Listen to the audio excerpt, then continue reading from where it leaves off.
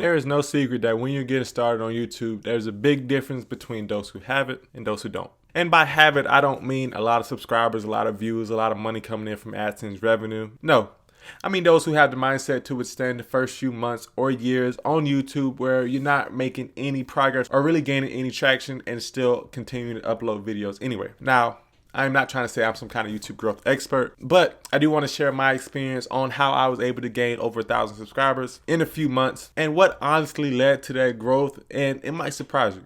So in this video, I'm going to be going a little bit off topic and not necessarily talking about the things like title, thumbnails, good editing. I'm going to be going over the right mindset that you need to have in order to be successful on YouTube. I think that this is a very interesting video topic. So even if it only helps one person better their mindset in order to become a better content creator on YouTube, then I'll find this video a success. If it gets one view, one like at all, and I can help one person, then I would say that this video is a success. So I believe that many things in life have limits on them simply because you put those limits in your mind. What I mean by that is there's really no limit on how much money you can potentially earn. There's no limit on how many followers you can have on social media, and especially there's no limit on how many subscribers or views you can get on YouTube. But when you're just getting started, it is really easy to put limits on yourself in order to be realistic. But by doing that, you're sort of cornering yourself in a prison to where you don't let your thoughts and your actions speak freely. Now this may sound a little convoluted, but basically what I'm trying to say is that when you're getting started, the main thing affecting your growth on YouTube is your own mindset. You're afraid that people will see your content and you'll be embarrassed about it. You don't want to share your content with your friends or tell them about it at all because it may not seem good to them. And the thing that I learned since getting started on YouTube is that no one really cares that you're making YouTube videos. They could care less if your videos are awesome or if they suck. Most of the time, they probably won't watch it anyway. A lot of your supporters from the beginning of your channel will be close friends, I'll give it that, but most of them will be from others in the small YouTube community who are on that same journey as well. Take my channel for example. I probably told 1 or 2 people in total about my channel since getting started, aside from my work of course, and that's a whole nother story. But other than that, a lot of my family don't even know I'm creating YouTube videos. And the fact of the matter is that even if I did tell them I make YouTube videos, they probably wouldn't watch them anyway. So what you have to do is make content that truly makes you happy so you can manifest your own goals and desires onto your channel and not have those restrictions of being embarrassed burden upon you. And one of the best books that enlightened me to this theory is Think and Grow Rich. It is all about the law of attraction and the law of manifestation. So I'm going to spend the rest of this video sort of explaining how you can use a few of the 7 laws of attraction, not even all 7, in order to grow your channel and just have a better mindset when getting started on your YouTube journey. So for those who don't know, the law of attraction is one of 12 universal laws. And under the law of attraction, there are 7 other laws that you can use to help manifest your desires into reality. Now the first law under the law of attraction is my absolute favorite, and it is exactly what I use to help grow my YouTube channel from rock bottom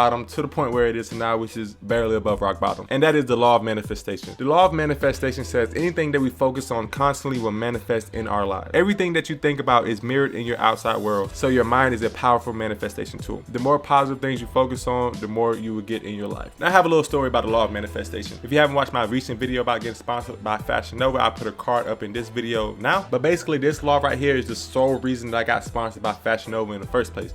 I was sitting down one night scrolling on Instagram and I was thinking, you know, I see a lot of these models, I see a lot of these Instagram influencers getting these fancy clothing deals where they get free stuff on a monthly basis. And honestly, I think I can do that. I know that I can do that. So it was that one thought, that constant thought though, that desire that I wanted to be an Instagram influencer and get a sponsored package that led me and my action in order to reach out to big companies in order to get that deal done. And little did I know, less than 2 weeks later, I will be a brand ambassador for Fashion Nova out of all people that gets about $300 to $400 of free clothes every single month. Now this is just one example. Say you want to use this for your YouTube channel.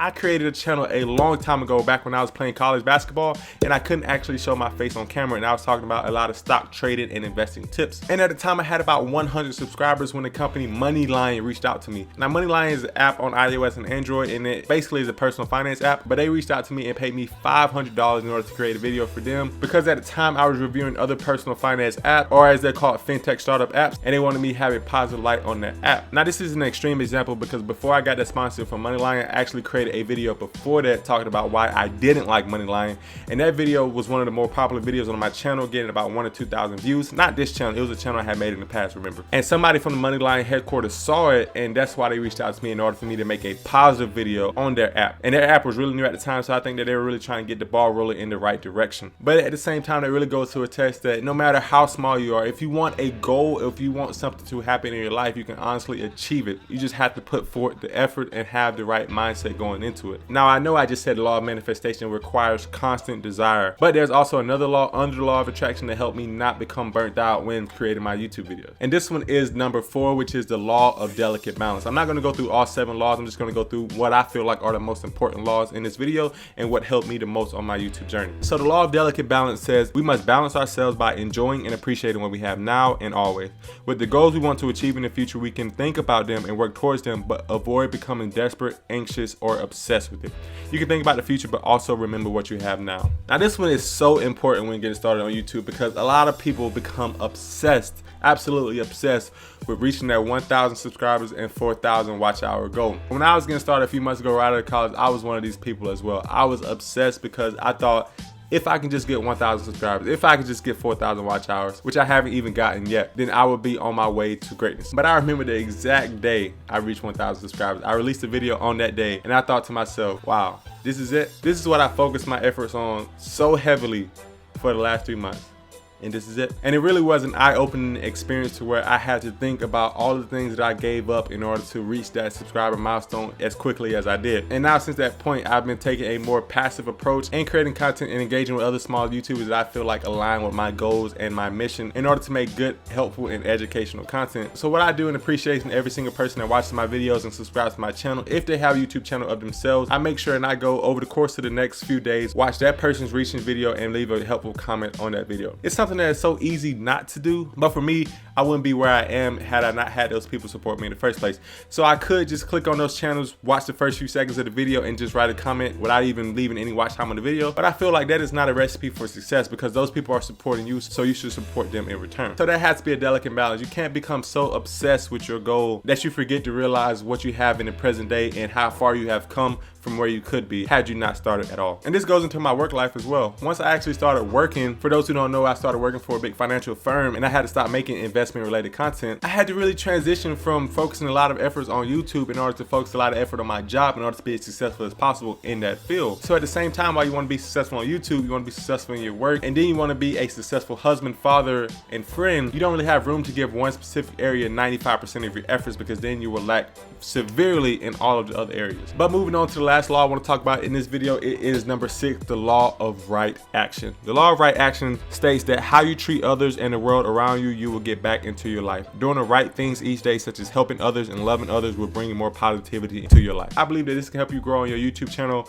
by becoming a positive light around you and just spreading positivity onto others. When you are engaging with others on their YouTube channel, are you leaving a genuine comment or are you just leaving something generic and moving on to the next person? I believe that people can definitely sense the difference between genuine and engagement, and where you're just trying to leave a comment in order to just leave a comment and get moving on. But when you genuinely care about the success of the people around you, then I believe that that will return to you tenfold as a return for that generosity and that authenticity. But I don't want to go on my soapbox too long. I just think that in order for me to be as helpful as possible as a content creator on YouTube, I must share my journeys, my troubles, my successes, and everything in between in order to help others who are on the same or similar journey not make the same mistakes that I did. One of the main ways that I was able to grow my channel to 1.5K subscribers was actually by breaking out of my comfort zone and asking people to subscribe to my channel from YouTube. I would simply just go down a long list of people on my Instagram feed and ask them to subscribe to my channel, sending about 300 comments a day. And out of those 300 comments, I would get about 25 subscribers. But I honestly felt that those 25 people that actually came over really were genuinely interested in the content that I created, and they were genuinely interested in supporting the channel. So while you're growing on your YouTube channel, I may be all over the place, but be prepared to hear 1,000 no's. Be prepared to put in 1,000 hours before you get your breakthrough. You don't know when your channel will take off. You don't know when you get that video that you just post and your channel will instantly become a success and make you a lot of money. You don't know when that will happen, but I can assure you that if you give up too soon,